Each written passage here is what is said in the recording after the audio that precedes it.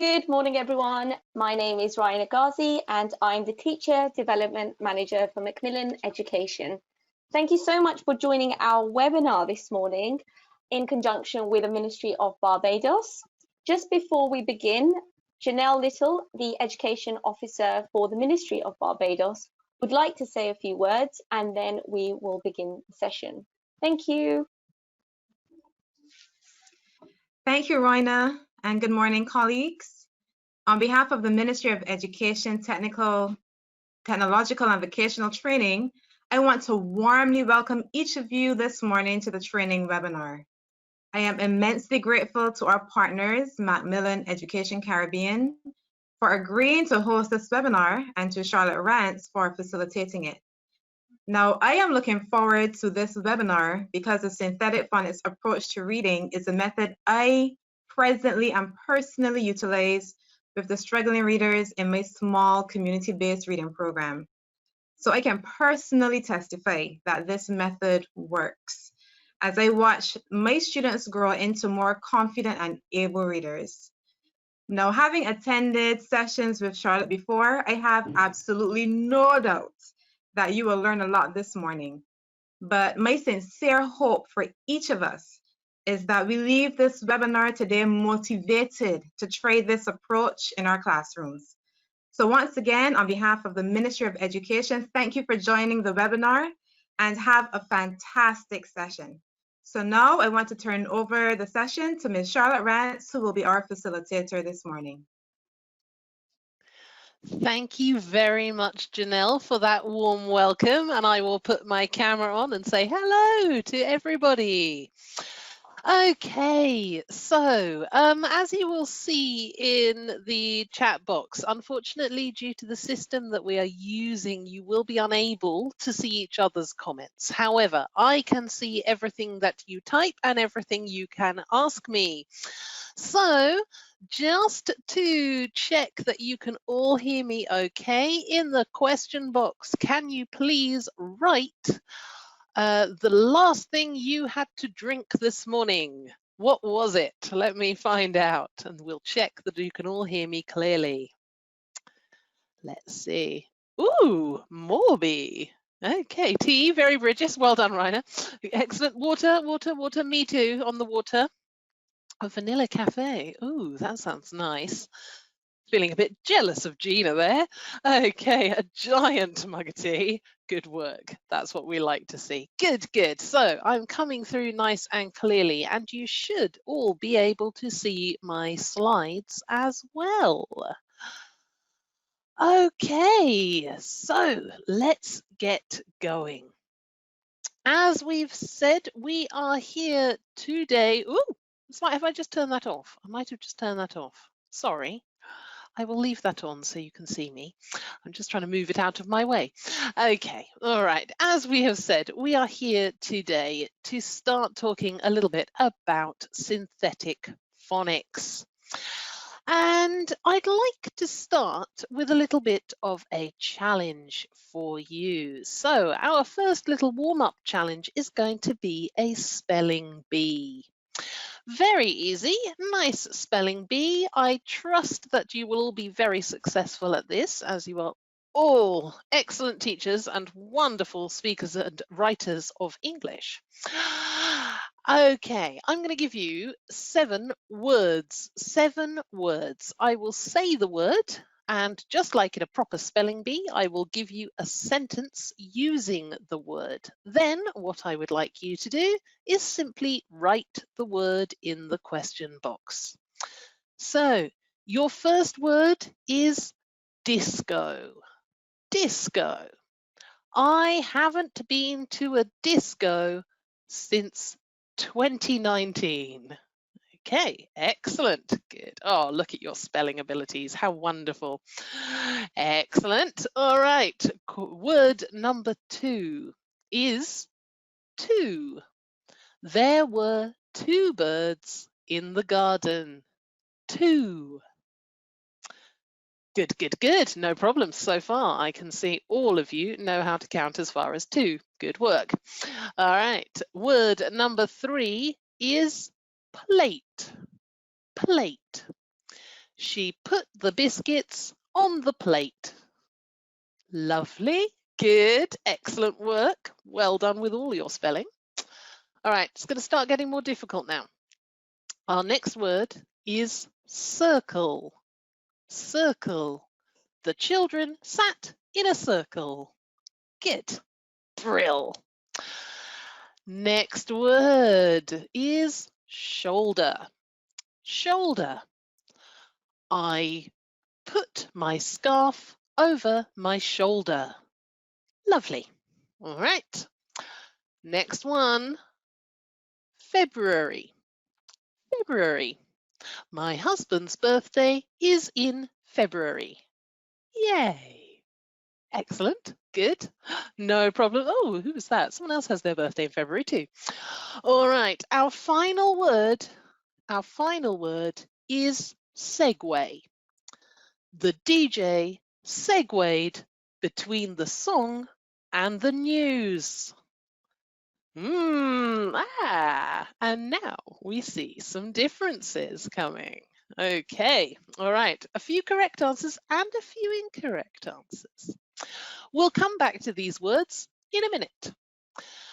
Okay, so our aims this afternoon in the first session are to have a think about why phonics has become so popular and so important in education around the world.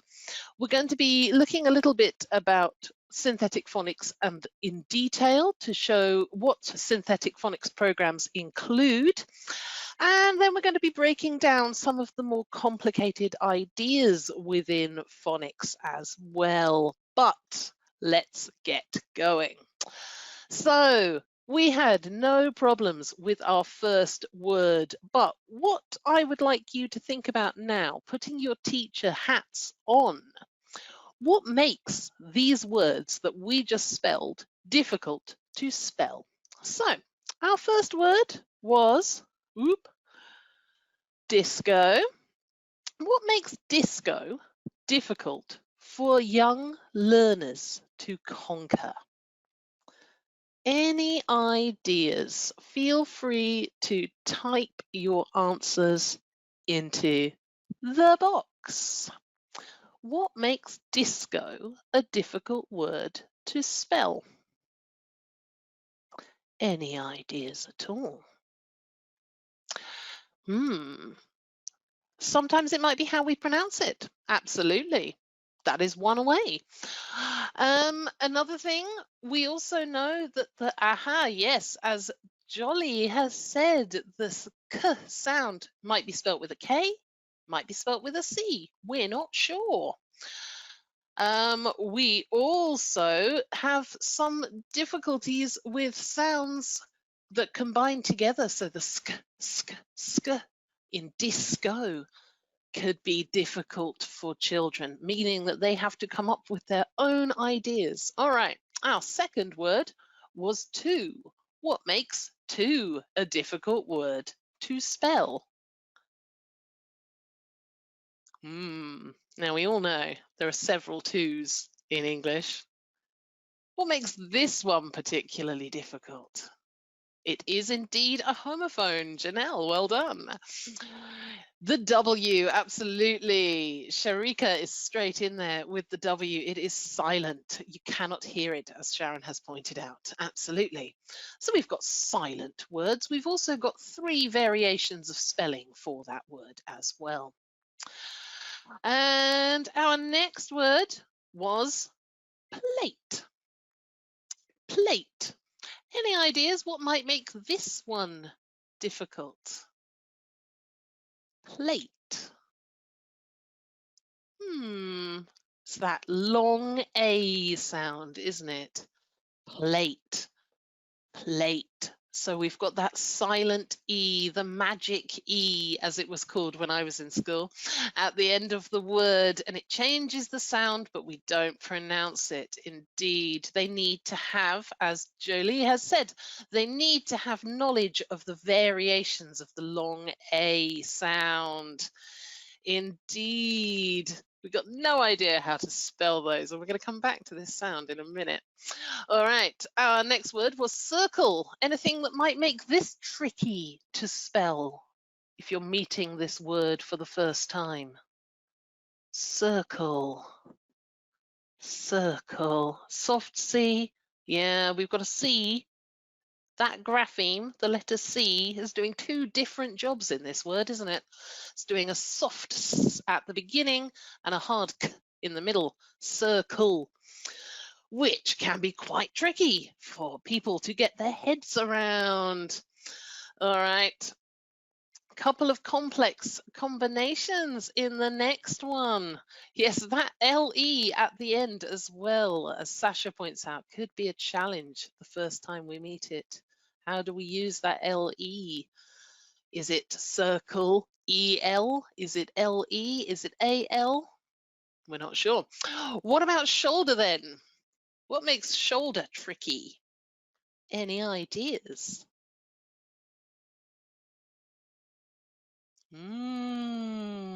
Let's see who's got the fastest fingers. Yeah, there's a few little tricky things in shoulder. Of course, that OU in the middle, it's a complex grapheme that we're encountering there. It has lots of different potential sounds. The ER at the end as well can be quite tricky because we don't say shoulder, we say shoulder, shoulder. So that can also be a challenge. That R is quite unpronounced, certainly with my accent. Yeah, it's controlled at the end indeed. Okay. I claim that nobody can spell this word. What makes February difficult? What's tricky about spelling February? Got a couple of little things that might trip you up. So, well, yes, as Vaughan has pointed out, it is a sight word. It's very difficult to decode, this one, unless you say February. We're going to come back to sight words in a little while. But that R in the middle of February is quite a tricky one.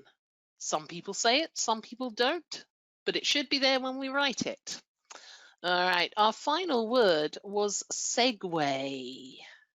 Segue, and there it is. Now, some of you got it right and some of you got it wrong. Any idea what makes this one difficult? Yeah, that GUE at the end. When does UE make a way sound in English? Well, it doesn't. What makes segue difficult is the fact that it is a loan word. We stole it from the Italians. So we have lots of reasons here on the screen why English is a challenging language to learn to read and write. And I think for many of us, we learn to read when we are children, and we somehow forget how tricky it was for all of us in the first place. But of course, phonics has been created to support the growth of English literacy, and it is an approach that enables learners to tackle the words and the graphemes and the phonemes as they encounter them in a systematic method. So, why teach phonics? Well, on the screen right now, you should be able to see a quote from the Department of Education here in the UK. And this is a quote from back in 2010, which states that the evidence is clear. If we teach systematic synthetic phonics, this is the most effective way of teaching young children to read, especially those at risk, those who have challenges with reading. Why, though? What makes synthetic phonics and phonics in general such a benefit for learners? Well, firstly, we can state that including phonics in our syllabuses improves reading ability. It also has the benefit of improving pronunciation and spelling as well. It's an empowerment tool. When we teach phonics in a systematic way, we're enabling young learners to support their own learning and their own development. It's a learner autonomy tool, as it were.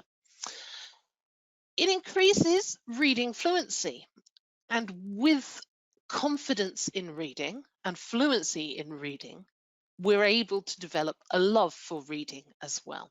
And an ability to be successful in your reading creates more and more of that love for reading. The more we read, the more we enjoy reading, the more we learn.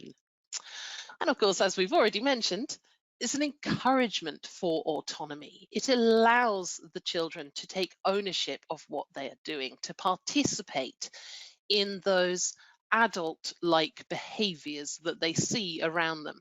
Whenever they see adults with books, we see it from very, very, very young ages. Children picking up books, flipping through them long before they're able to read and sound things out for themselves.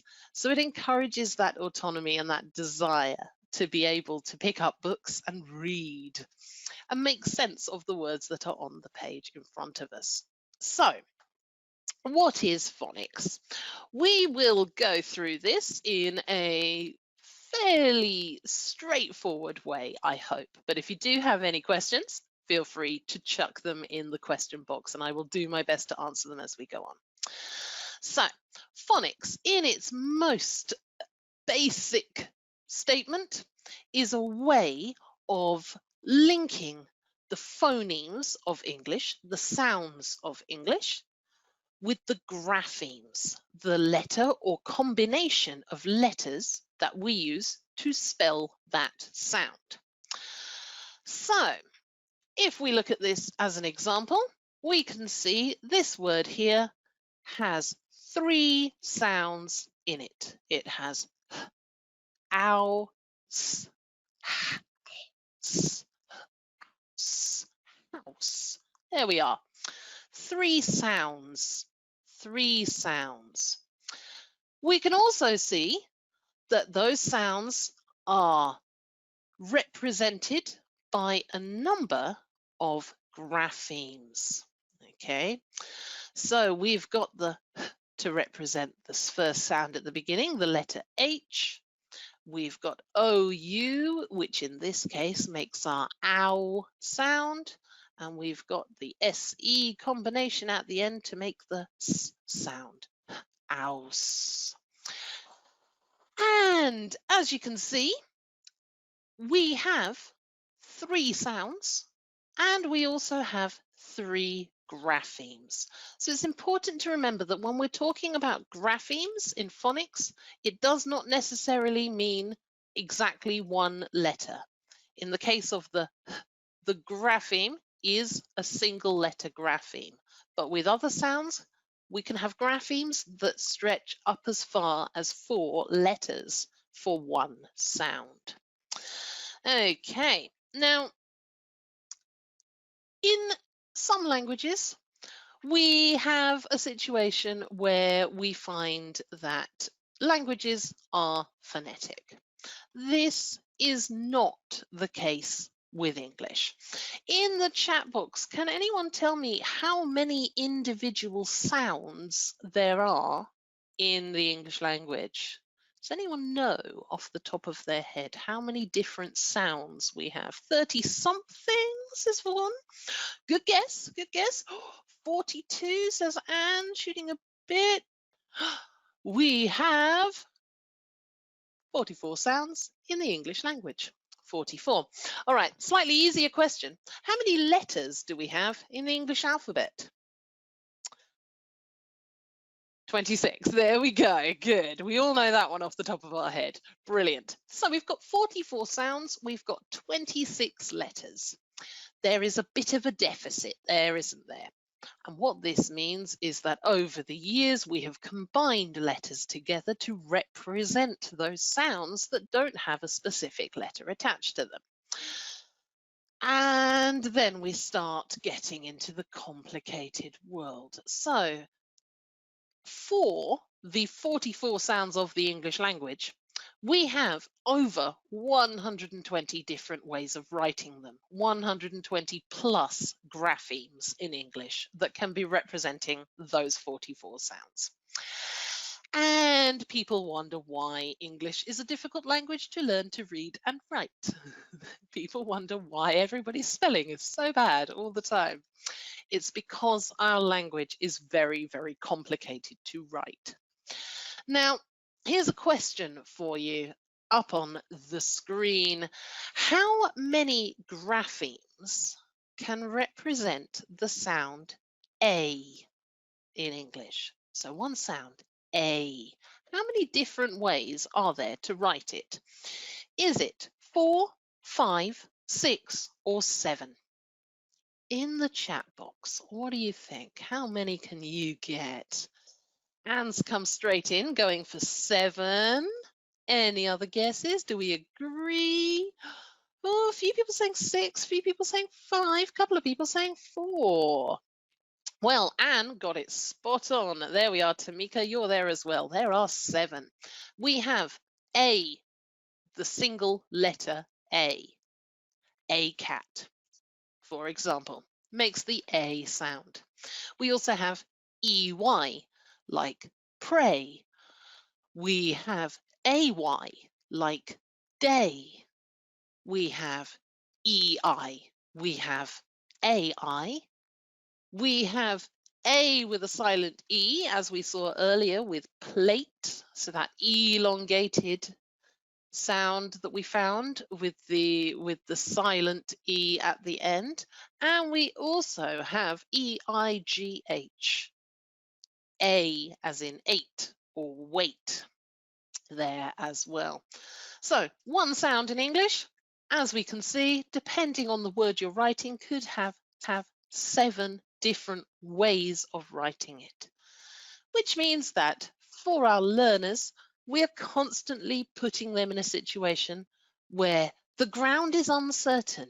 The first time you hear a new English word, the first time you meet a new English word, how are you able to write it down? The first time you see an English word written down, how are you able to understand what those combinations of graphemes sound like in our ears? And of course, phonics was developed to help overcome these issues. Now, in phonics education, there are 3 main ways that phonics can be taught. Phonics might be taught as analytic phonics. It might be taught as embedded phonics, or it might be taught as synthetic phonics. Now, analytic phonics is the ability to analyze the differences and similarities between spellings of words. So, for example, as a teacher, you take the whole word, you might take a combination of words, so pet and pot, and you might ask your children in the class to identify what's the same and what's different about those words. So they might point out that they both start with the p sound, they both end with a t sound, and the vowel sounds in the middle are different. Alternatively, you might ask them to see what's the same and what's different about book and cook. But of course, analytic phonics depends on the learners having a strong basic understanding of what those sounds make and what those graphemes represent. Embedded phonics is taught as it's needed, and it's often found as part of a wider English curriculum. So it will depend on what you as a teacher feel needs to be highlighted, or what the course creators have decided is important for the children to learn. But of course, as it's only taught as it's needed, we end up missing a number of vital foundational blocks. Now, synthetic phonics is the most widely used of all phonics systems globally. It is the approach to phonics that's used here in the UK.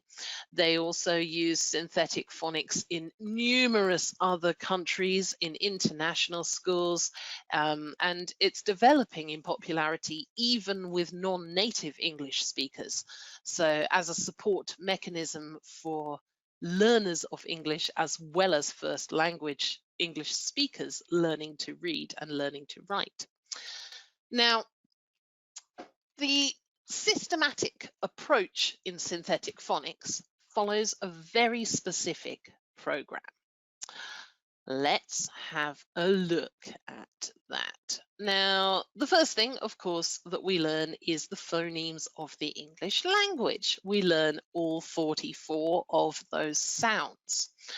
We also learn the graphemes that represent those phonemes. And as I mentioned previously, there are over 120 that we have to get our head around when we're learning to read and write in English. The interesting thing, and the thing to remember about synthetic phonics, is that these are approached in a systematic, cumulative order. We start with the graphemes that have one representation sound-wise, that are easy to identify, that are frequently used and common and easy to pick up. And you work then towards those more complex combinations and more blended sounds, multi-letter graphemes as you progress. Within synthetic phonics, children are also taught how to blend those phonemes together. So when they see the written word, they're able to fluidly and fluently combine those sounds together to make those words, to be able to blend them effectively. On the flip side of that, we also teach them how to segment the phonemes in a spoken word. So when you hear a word for the first time, we teach the children how to break that down into its individual sounds to enable them to come up with the spellings that will accurately represent the word they have heard. We teach within synthetic phonics that one phoneme, one sound, can be represented in multiple different ways, and that might be single letters, groups of 2 letters, groups of 3 letters, or groups of 4 letters. We also teach that the same grapheme, the same combination of letters, might make many different sounds. So alternative pronunciations for the same written representation. Now, I mentioned that synthetic phonics is a systematic approach, and for many teachers, a logical approach to teaching the sounds in English is, of course, alphabetically. But as we've seen, the letter A might have more than one representation, and the sound A certainly does. So when we teach synthetic phonics, a synthetic phonics program, whichever synthetic phonics program you are using, is not taught alphabetically. As I mentioned previously, synthetic phonics is taught according to a specific set of letters. And on the screen right now, you should be able to see what is a placemat for level 1 of the Snappy Sounds synthetic phonics program. So that's one of the synthetic phonics programs here from MacMillan. And as you can see, these are the first graphemes that are taught within level 1 of Snappy Sounds. So over the first 10 weeks of the course, these are the graphemes that the learners learn. And regardless of which synthetic phonics program you're teaching with, this order remains pretty much the same for everybody. The reason is that these are the most frequently used and simple combinations to understand.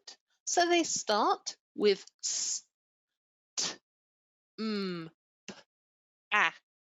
And these sounds, when they pick these up, so a as in ant, s as in sun, t as in tap, can be used almost immediately to start combining into full words with meaning behind them. So with those simple 5 letters at the top, we can make a number of different words. We can make tap, map, we can make pat, we can make Pam, we can make mats, etc., etc., etc.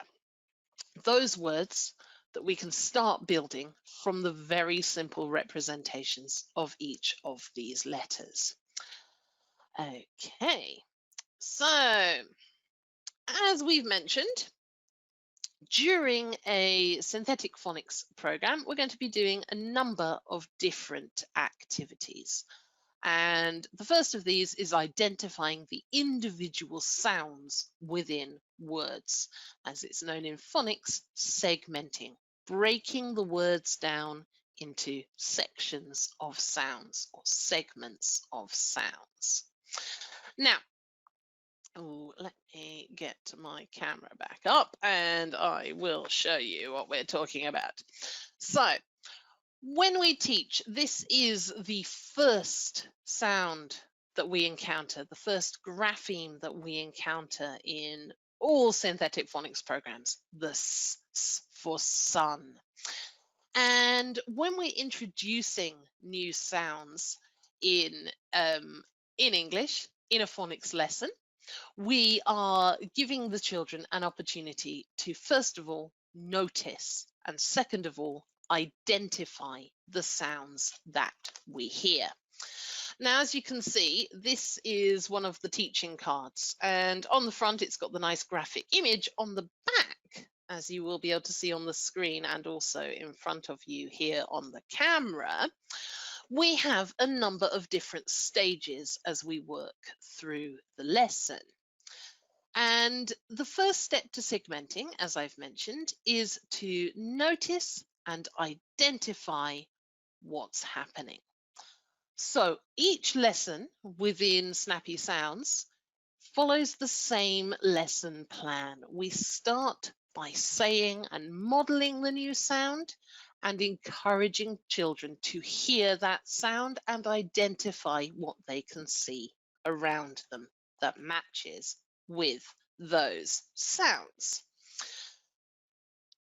In Snappy Sounds, what we take is an I do, we do, you do approach to teaching. So it starts with you as the teacher providing that model, showing the shape of your mouth, the sound that you are making, where your teeth are, where your tongue goes, how do we correctly make that sound? And then noticing that sound around us. And we are going to have time today to look at a lot of different games and activities that we can use to practice these techniques in our classrooms. You'll notice on the screen that at the beginning, it's very much I do and we do. So the teacher providing the model and then the children working as a class all together. Of course, what we're doing is building up to independent practice, the you do aspect of the lessons. Now, once we have segmented and identified our individual sounds, we then move on to blending. And blending, as we mentioned, is combining sounds together, individual sounds together to make words. So in this case, if we are blending, if we've learnt the sounds s, I, t, we can combine those together. S, it, sit, sit, sit, sit, until a natural pronunciation of the word occurs. So lots and lots of activities to help students practice blending is key to success in a phonics program. Of course, why we are doing this, we want to get to a level where we are able to read independently. And while it may seem that phonics is a bit of a slow process, because it is done step by step, it is done systematically moving forwards, we're also in a situation where we have the ability to create what is known as decodable readers. If a word is decodable, then with the knowledge I have in my head, I can break that down and I can make that make sense in my head. Now, decodable reading and encoding and decoding, or reading and writing, as it were. Decoding is reading, making sense of what you are seeing. Encoding is writing, turning your thoughts into accurately spelled words. Is where students have a lot of difficulties. And of course, we need to provide opportunities for them to make sense of that. So what you'll see here on the screen is an example of a decodable reader, and most synthetic phonics programs will come along with a selection of different readers that you can use within the classroom to help the children to read. This one here is an example of a level 1 reader. So it is actually level 1, book 1, the very first book. And on the back of the book, it will tell you, as you can see, that this book features the sounds and letters that you can see below. So our first one, s, at, and all of the words within the decodable reader are decodable using that knowledge, meaning that from the very beginning of a phonics program, the children are able to read independently. Now, decodable readers can always be a challenge for teachers. As a guideline, there are certain things that we should be looking for as teachers when it comes to a quality decodable reader.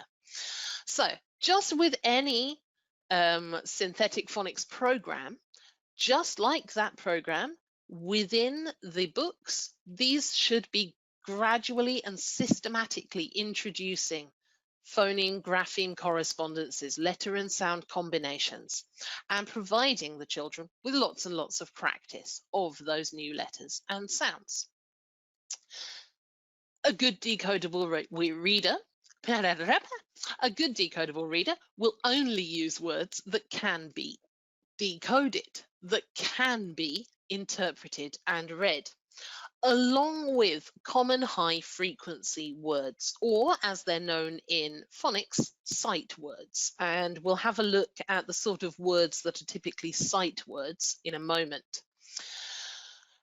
Every decodable reader should only consist of these things that children have already learnt, and sight words that they can recognize on sight. Of course, in an ideal world, your decodable reader is not just decodable, it's also a reader. It's also something that students want to read. So in this case, this means that the reader should make sense, it should have meaning, and it should be engaging.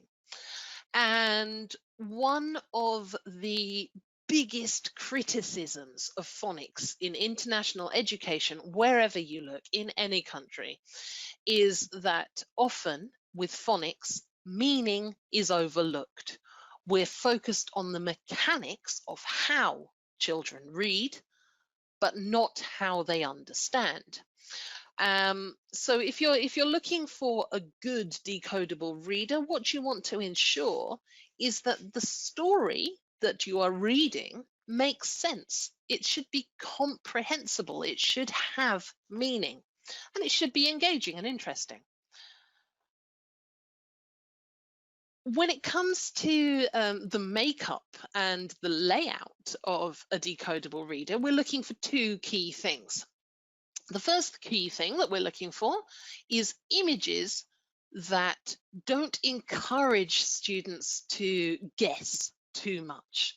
It shouldn't be too easy to guess what the next word is going to be. We want them to use their phonics skills to interpret those letters and then work out the meaning from the image, rather than work out the word from the image and we as teachers don't know if they're able to encode, decode effectively for themselves. So they should include images that don't encourage students to guess the words. They should also use text that is not too highly predictable, again, preventing the students from guessing everything that they are saying. And of course, the final thing is age-appropriate vocabulary. Now, another criticism of phonics is the fact that people who write phonics programs and phonics books just choose words according to the sounds, not according to the students that are using them. And it's been easy to identify over the years opportunities where children are able to read words that they don't have a context to use. So when we're looking for a decent decodable reader, another one of the things, the final thing that we're looking for is age appropriacy. Is this content motivating and engaging for the age group that we're working with? Or are these words just in here because they match the patterns that we are practicing? And you're looking for stories that are at the right developmental age for your young learners, as well as making sure that you are practicing every element of your synthetic phonics program. Now, we mentioned sight words there slightly. Sight words are, as someone said in the chat box right at the very beginning, words that are not decodable, or at least not decodable yet. And as we said, introducing a synthetic phonics program is a gradual step-by-step process. We start in this order. By the end of the process, we have over 120 graphemes that the children can identify. So at the beginning, as we'll see, this is an example of the high frequency words poster from Snappy Sounds, and it shows at each level of the course where our sight words are. And you'll notice that the first one of the sight words here is a, as in the singular article. The reason that this is a sight word for level 1 here is that the first representation of this grapheme that children learn in any synthetic phonics program is that that letter represents the a sound, like ant. But of course, when we are using it as a word, its pronunciation is a. So while this will be decodable later on, at the beginning it is taught as a sight word. Other sight words are taught as sight words because they will never be decodable. And we can see an example there in level 4 where we've got Mr. and Mrs. These abbreviations are pronounced as Mr. and Mrs. And if we wrote them out in full, then that's how they would be spelt. But of course, most of the time, as we are writing them, we write them as their abbreviated form. And that abbreviated form, of course, is not decodable. Another thing that we encounter in the synthetic phonics programs, and another area that is hugely contentious along the way, is the idea of non-words. And the reason that non-words are included in phonics programs is because they are unknown. And unknown words within a synthetic phonics program are placed there to essentially aid and support assessment. Now, if we have taught certain patterns and certain graphemes, then the idea is that children are able to use their knowledge to decode the word in front of them. But of course, we've all met parents, and parents are brilliant at coaching. So within a synthetic phonics program, what you will find is that in order to stop children memorizing and rote learning all of the words that they've encountered in the classroom, an effective way to assess phonics development is by demonstrating and showing a number of unknown non-words. So if we take, for example, in the center of this page, the word strees, obviously it has no meaning and it is not a word, but we can encourage the children to sound that out so they can identify the combination between str, it's a very common blend in English, the str that we see in the street. And we can recognize that double E in the middle as being a long sound. And we know that the E at the end will elongate that as well. And then they can decode that Z sound on its own. So strees, strees. And that's why the non-words are in there. Okay. Now, assessment, of course, is something that is typically done on a one-to-one basis. A teacher will sit down with that student and work through all of the sounds and all of the graphemes that have been taught over the course of the term or the year on a one-to-one basis. And by doing one-to-one assessment within phonics, we're able to identify all of those individual challenges. We're able to pick up on the students that are having more success, that are perhaps struggling, and we can identify which of those sounds, which of those graphemes are causing particular difficulty.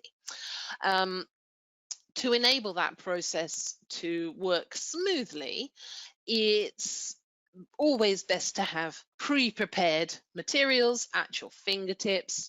And as you can see, the phonics assessment pack from Snappy Sounds does do that for you, and we will have a look at it in a little more detail in a little while.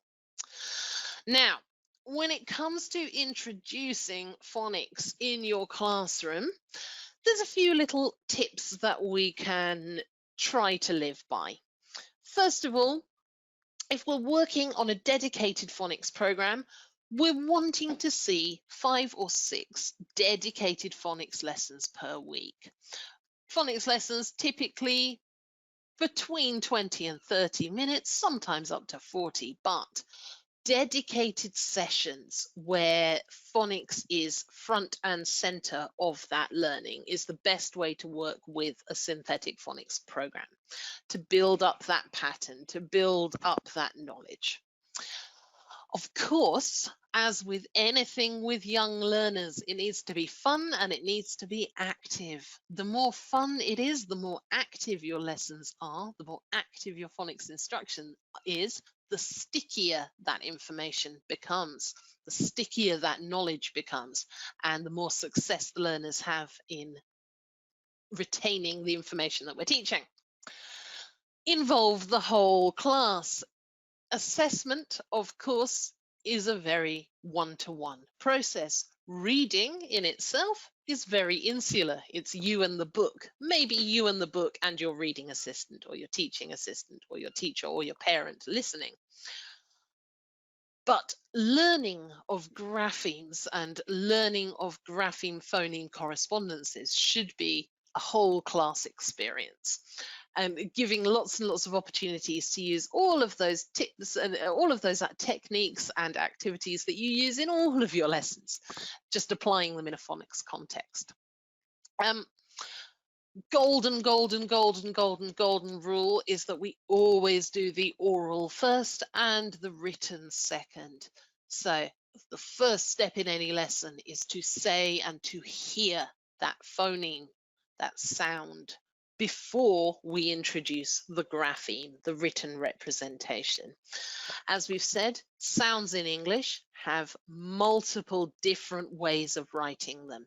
So if we can nail that pronunciation first, if we can model the sound and get that sound being repeated to us before we attach it to the grapheme, then that becomes much more successful. And then, of course, as with anything, practice makes perfect. So whenever possible, put a little practice of phonics in. All right, so a little bit of a quick summary, and then we're going to have a quick comfort break before we move on to the practical activities that I'm sure you're all dying to get your hands on. So a few questions for you just to check that you've been listening. In your question box, can you define what is a phoneme? In the chat box, do we know? Can we remember? Sure, many of us can, potentially. Let's see, who's got the fastest typing hands? Sounds, there we go, Vaughan, well done, absolutely, a sound. The sound is the phoneme, and there are 44 of them. Graphemes? Graphemes are the letters or combination of letters, the way that the sound is represented. Yes, it's a letter or letters to combine together to make those sounds. Indeed. Segmenting.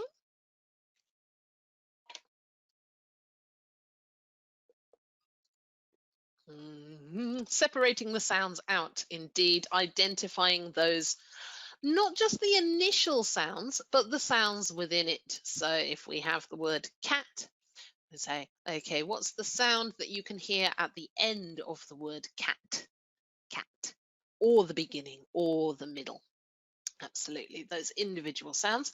And blending. If segmenting is breaking apart the sounds in the word, then blending is putting them back together. Absolutely, Sharika, well done, first in with that one. So blending individual sounds together to make words, indeed. All right, okay. Finally then, what's the difference between encoding and decoding? Final question for you, and then we'll go have a little break. Encoding is writing and decoding is reading. Brilliant. And Karen and Sasha both straight in there. Well done, team. Okay, so we're going to take about a 10-minute comfort break. I'm going to